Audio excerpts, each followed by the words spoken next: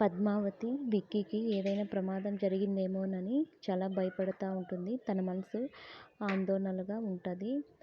అందుకే తను పోలీస్ స్టేషన్కి వెళ్ళి కంప్లైంట్ ఇవ్వడానికి వెళుతుంది. అక్కడ డీటెయిల్స్ అడిగితే నా మనసు చెప్తోంది సారు, మా ఆయనకి ప్రమాదం జరిగిందని, మీరు కాపాడండి అని చెప్తే అప్పుడు పోలీస్ సారు, నీకు ఎవరు చెప్పారమ్మా, మీ ఆయనే స్వయంగా కాల్ చేశారా అంటే, లేదు సారు మా ఆయన కాల్ చేయలేదు, నా మనసు చెప్పింది అంటే, నీ మనసు ఏమని చెప్పింది అమ్మా అంటే, నా మనసు మా ఆయన ఐ లవ్ యూ చెప్పాడు, అందుకోసమే నాకు తెలుసు ఆయనకి ఏదైనా ప్రమాదం జరిగిందేమో అని చెప్పి భయంగా ఉంది.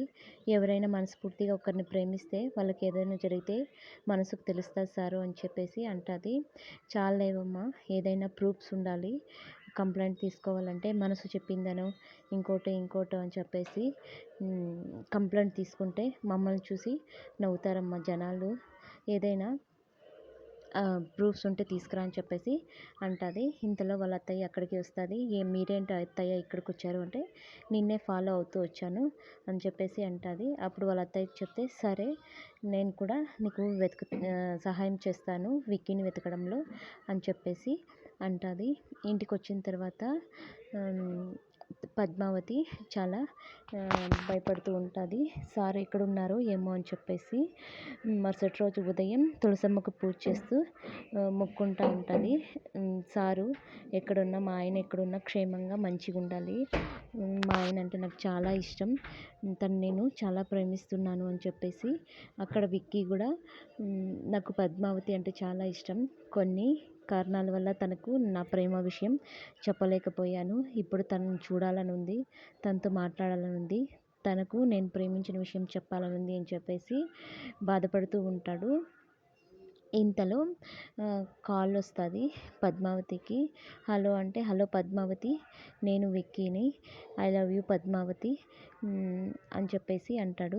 సారు నాకు చాలు సారు, మీ నుంచి కాల్ వచ్చింది, మీరు నన్ను ప్రేమిస్తున్నారా, మీ మాట కోసమే నేను ఎదురు చూస్తూ ఉన్నాను సారు అని చెప్పేసి పద్మావతి చాలా సంతోషంగా ఉంటుంది. ఇంతలో ఫోన్ కాల్ కట్ అయిపోతుంది. కట్ అయిపోయాక విక్కీ వాళ్ళ బావ హడావడిగా ఎవరితోనో ఫోన్లో మాట్లాడుతూ బయలుదేరుతూ ఉంటాడు.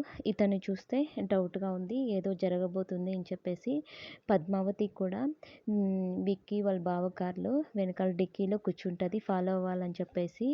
అక్కడికి వెళ్ళిన తర్వాత విక్కీని కిడ్నాప్ చేసింది మరెవరో కాదు, విక్కీ వాళ్ళ బావే అని చెప్పేసి విక్కీకి తెలుస్తుంది. విక్కీ వాళ్ళ బావే పద్మావతితో మాట్లాడిస్తాడు. రే నీకెంత ధైర్యం రా, నన్నే కిడ్నాప్ చేయించావా అని చెప్పేసి అంటాడు. అప్పుడు విక్కీ వాళ్ళ బావ జరిగింది అంతా చెప్తాడు. పద్మావతిపై నీకు అనుమానం వచ్చే విధంగా అన్నీ నేనే క్రియేట్ చేశాను, నువ్వు పద్మావతిని అనుమానించేలా నేనే చేశాను ప్రతి ఒక్కటి ఇంతవరకు, నేను ఇప్పుడు కూడా నీ అడ్డు తొలగించుకొని పద్మావతిని పెళ్లి చేసుకోవాలి అనుకున్నాను, కానీ నువ్వు అది జరిగించేలా లేవు, అందుకోసమే నిన్ను నేను కిడ్నాప్ చేశాను అని చెప్పేసి అంటాడు వాళ్ళ బావ. రే ఎంత ధైర్యం రా, ఒక్కసారి కట్లిప్పి చూడు అని చెప్పేసి వరకు చిన్నగా కట్లిప్పి ఇప్పుకుంటాడు. ఒక్కసారిగా వాళ్ళ బావపై ఫైట్ చేసి ఎదిరిస్తూ ఉంటాడు. ఇంతలో పద్మావతి కూడా వెనకాల డిక్కీలో కూర్చొని వచ్చి ఉంటుంది కదా, తను కూడా వస్తుంది. వాళ్ళిద్దరూ కలుసుకుంటారు. పద్మావతి విక్కీని కిడ్నాప్ చేసింది విక్కీ వాళ్ళ బావే అని చెప్పేసి పద్మావతికి అర్థమవుతుంది.